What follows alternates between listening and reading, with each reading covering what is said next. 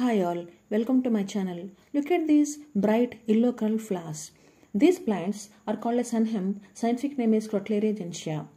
So also called as Indian hemp, Madras hemp. It is tropical Asian plant of the legume family considered to have originated in India.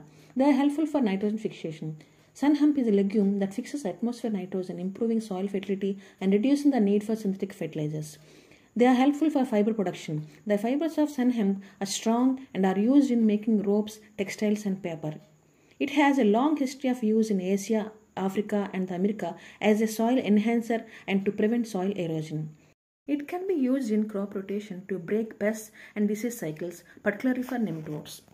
Biofuel source. Sun hemp is also used as biofuel source due to its rapid biomass production. The plant's extensive root system prevents soil erosion. Hope you liked the video. Please like, share and subscribe. Thank you.